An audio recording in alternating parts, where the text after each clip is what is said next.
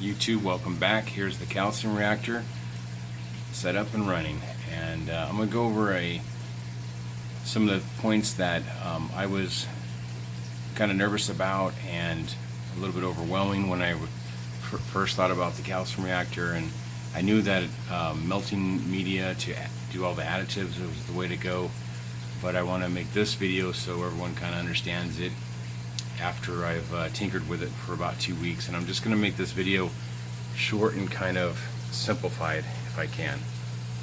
Alright, so we'll go into the bubble count in a little bit, but I think we need to start out with the drip rate. So just before I show you the drip rate, once you get your calcium, whatever brand you buy, just get it all set up.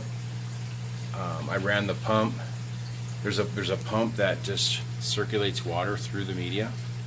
Okay, I ran that for a few days. I cleaned the media with water, RO water, and I did all that. So now it's up and running, and I'll show you the drip rate. Okay, so here's the drip rate. Sorry, the side of the sump's a little bit foggy. Jeez. Okay, here's my drip rate. I'm starting it out slower than the calcium need of the demand of the tank. That way I can ease into it and I don't overshoot calcium. So I'm starting the drip rate pretty slow, and it actually needs to slow down a little bit more because this is more than what the tank needs.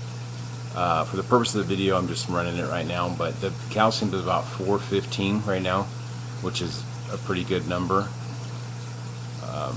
But that drip rate's a little bit fast for my tank for the amount of calcium consumed. So what I would want to do is slow that down, but I'm afraid if it goes too slow or stops, what will happen is the pH will drop in the media side of the calcium reactor, and then it will melt the media way too fast, and then I'll have all kinds of issues. So once you get that adjusted, you can ease into it after a couple weeks. And how you ease into it is you start with a slow bubble rate, or drip rate, and then after a week or so you see what your calcium is, or you test daily and then see what it's leveled out at, and adjust it for theirs. Now each time you adjust this one, so let's say I adjusted this, and let me go over to the bubble counter.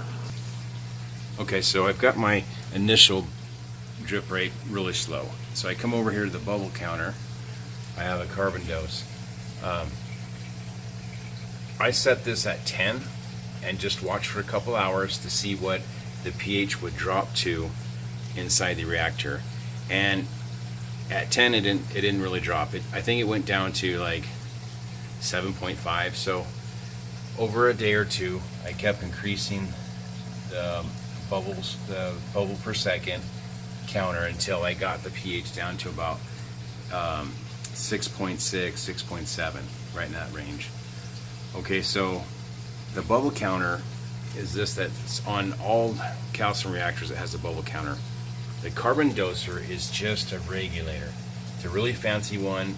It's top notch. I love it, and if it goes out in a couple years, I'll definitely buy another one. So it's just really cool. The regulator regulates the gas that comes out, which is just this top part. And so you have the amount of CO2 that's in the tank. You have the pressure that's feeding the calcium reactor, and I keep that between 8 and 10. If that drops down, gas will not go through that length of hose that I have, or it might be the check valves. I put 2 check valves in line just in case, but it may not go through the check valves.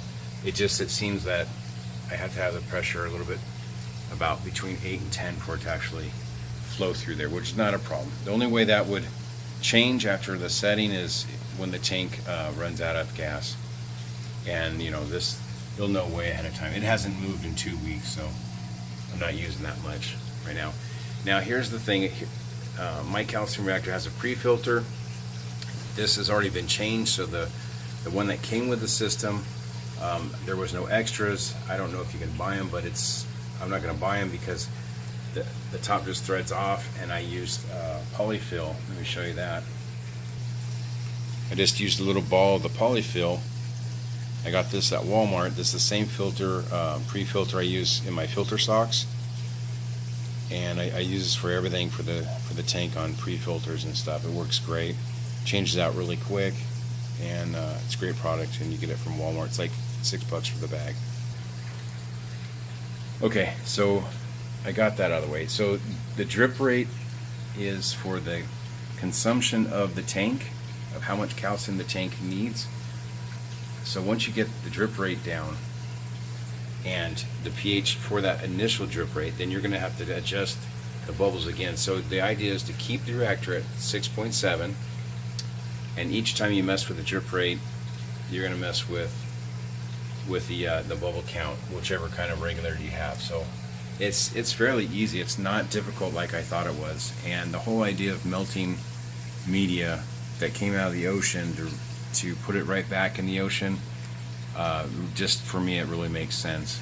And so my calcium's right on target, but I have to turn this off and on to keep it like that, which does cause a little bit of swings, you know, from like last time I checked it, it was 380, but I was away for a couple days for the 4th of July.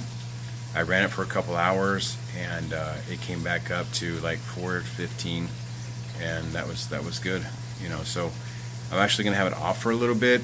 I got to get the bubble rate or the drip rate turned down a little bit, and then I would have to adjust my pH again by the bubble counter, and then it'll be up and running. The other things you have to watch for is your pre-filter to get dirty. If that gets dirty, the water won't go through the system, and the pH will just drop right off, and then you'll start melting all the media in the reactor. The other thing you watch for on a calcium reactor, if your tank gets low. I think this tank can easily last 6 months or more, and that's about it. I mean, that's all in a nutshell. That's how these things work. And if you're thinking about it, whatever brand you want, definitely get it. The tanks, I would buy at a different place. I got my CO2 tank at cylinders.com, and I think it was like $62 for the 5-pound. You're looking at a 5-pound, the smallest one they made, I believe. And with shipping, it was I think it was like 75 total or something, 75, 80 bucks. The other places at the no, it wasn't $80. I misspoke right there. It was probably 60 with, I think that tank was 49 bucks and $62 with shipping. It saved me $25. I do remember that part. So whatever it adds up to, I just kind of shoot from the hip when I make these videos, but definitely it'll save you. Cylinders.com. And what I did, I went to my local welding supply place, and they refilled my container instead of trading my brand new one in for an old one. They just went ahead and refilled it for 10 bucks. So that's how I went about getting my reactor up and running. You guys know I got the reactor part for my birthday around the beginning of the year, and then it took me a while to, because I definitely wanted the carbon doser, so it took me a while to save up for that. But it's up and running, and it's great so far, and my calcium is right there where it needs to be, and my pH hasn't dropped because of the carbon reactor. I do believe it's because I do have an evac cooler in the garage, and it pumps in large amounts of fresh air. So I mean, summertime my pH rises a lot compared to the wintertime, just with that swamp cooler going in. So I might have an issue in the winter if it gets too low, but I don't think it will, being out here in the garage and not a lot of people in here. So that's it for this video. I do have other videos coming up in a couple days. Keep watching, and thanks.